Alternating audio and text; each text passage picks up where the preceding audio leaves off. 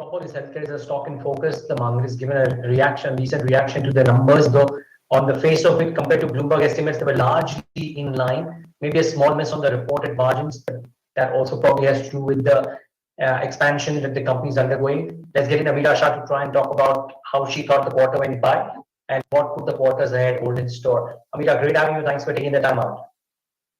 Thank you. My pleasure to be here. Can you sum up the quarter for us, Ameera? Because I looked at your numbers and your investor presentation. Core business revenue 12% higher, premium wellness even better. What went right in the quarter? What was the miss? So I think what went well in the quarter, I think, is more than anything the volume growth. I think we've seen a 9% volume growth out of this 12%, which I think has been significantly higher than some of the peers. I think it shows us that we're on the right track. We're able to acquire new customers, really be able to generate new footfalls into our center. And most of this growth has actually come because of B2C. So it's about getting doctors, building more and more trust, getting them to recommend patients for specialized tests to us. And at the same time, our D2C initiative is part of Metropolis 3.2, where we are going directly to the consumer and building engagement and trust through experience is also working for us. So I'm happy to see that. I feel like we're on the right track. And considering that Q1 is actually our worst quarter of the year, it gives me a lot of hope that the next few quarters are going to be significantly better. While there was a little miss on the margins, it's nothing to be concerned about. Actually, we have a lot of seasonality in our business. As I mentioned, Q1 is our worst quarter because of a lot of travel of people in the West Zone, especially doctors and patients. Usually our best quarters. With increasing volumes, we will certainly see an uptick in margins. And overall, I think for the year we are staying committed to our similar margin profile as last year, which is what we had sort of given an indication. You are on an expansion drive because you expanded the number of labs and centers quite significantly. I presume that continues. Despite that, you believe that the average margin for the year would be higher than what you clocked in quarter 1. That is right. We expect our average margin for this year, 23-24, to be similar to as 22-23, which was 25.5%. So quarter by quarter, we will see different profiles. Even last year, we had about 1.2% dilution because of new labs started. Otherwise, we would have been closer to 27% EBITDA, which is actually the operational EBITDA of the business, keeping aside new expansion. We should be around the same frame this year. Wow. So in which case, Ameera, just one more question on the margins. You expect that in some of the quarters, in the next 2 or 3, presumably in the next 2, you will clock average margins will be much higher than the 25% as well for you to stay at that average of 25% EBIT. And I presume EBITDA margin 25% is including the one-offs or the cost that you'll incur for the expansion. That's right, 25% or the EBITDA margin, reported margin, post all costs inclusive, nothing to be kept separate. We do expect Q2 to be better than Q1, but usually Q4 is our best quarter in the year. This is something which happens every year. It won't be anything unusual this year. So overall, yes, we do expect to get approximately 25 to 25.5% margin this year. Got it. Okay. That's the one on margins. Now just growth. And in your presentation, there's an interesting piece. It may be a small one, but you've spoken a bit about the premium wellness piece, which is growing both on the kind of volumes that you're doing there. And obviously, I believe it's a higher contributor to or the higher IRR business as well. Tell us the focus area there and tell us how do you envisage it to be over the course of the next 2-3 years? Premium wellness in the presentation, just to clarify, is a combination of bundled packages, which could be patients who are walking in for illness. They could walk in for 2-3 tests, but are keen that if they're giving blood anyway, they might as well do more tests, and we are bundling that for them into a wellness package. So that could be one profile of customer. The second could be somebody, nothing wrong with them, and they genuinely just want to do a wellness package. So it's a combination of the two. We have seen this number increase to 15% contribution this quarter, and our goal over the next few years is to get this to closer to 20 to 25%. And that means, better product, better pricing, better scientific selling, combination of all of these execution tactics on the ground that would make this number sort of move up.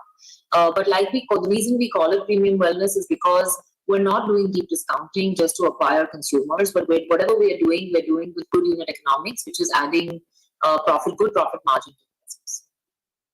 Got it. Ameera, there's a train of thought that I picked up from a fund manager who was of the belief that metros and maybe tier 1 is now fairly populated, and for growth in the pure play based diagnostic businesses, the diagnostic chains will have to expand meaningfully tier 3, tier 4. Are you of the same opinion? Part 1. And 2, if you are indeed of the same opinion, would you have to expand into newer territories wherein the per store return would be lower than what you typically get in a metro or a tier 1? So I don't fully agree with that logic. It all depends on what the benchmarks are. So just to give you an example, for the last 5 quarters, Bombay, which is probably the largest metro in the country for Metropolis, has been growing at about 15% per year. Even in this quarter, we grew at 15%. So I think it is not a standard statement to say that metros will not grow. It all depends on your market share in that metro. It all depends on your positioning, your way of selling.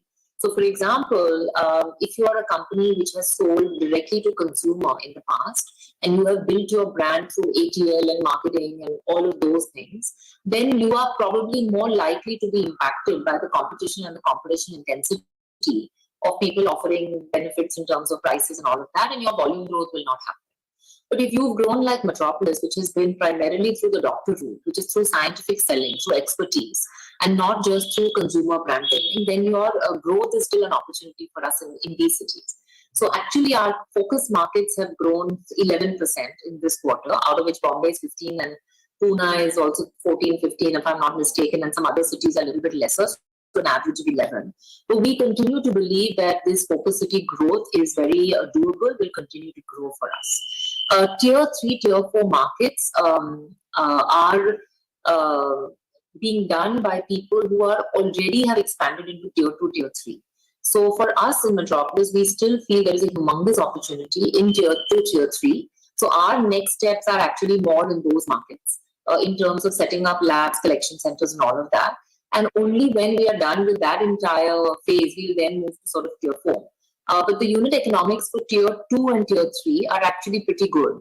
And we don't expect it to dilute our margin or in any way to reduce the unit. Okay. In which case, Ameera, would you reckon, I'm just trying to understand that you would be able to, with the strategy that you have, able to maintain the growth rates that you would, let's say, intend to clock in FY24 and maybe FY25 for how long a time frame?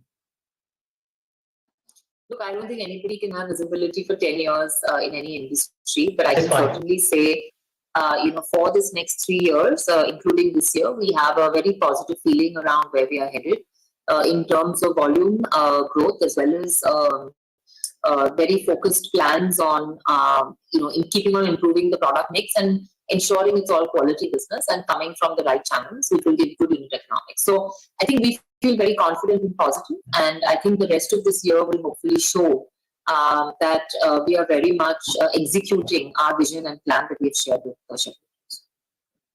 Cross fingers for that. One last question. Would inorganic opportunities be a part of this growth plan, or do you reckon you can do this organically as well, only? So currently, I think the numbers that we're showing are all organic. If we land up doing any inorganic, they would be bolt-on acquisitions, which would not be large. They would be smaller in nature. They would be more entry points into new markets where we could establish B2C, where we don't have strong B2C today. These are not easy to find because we find that the quality of businesses generally in pathology in India are not great. And we are looking for ethical, good quality businesses that have been built the right way. So the plan at this point of time is 5, 6 over the next 3 years. So fingers crossed we find enough such options. Keep up the good show. Thanks so much for taking the time out and joining us, and all the best for the quarter there. Right, viewers, that's the view from Metropolis. Pretty confident about the growth numbers and pretty confident about maintaining the margins, not at Q1 levels, but around 200-250 basis points higher than Q1 for the year on average. Thanks so much for tuning in.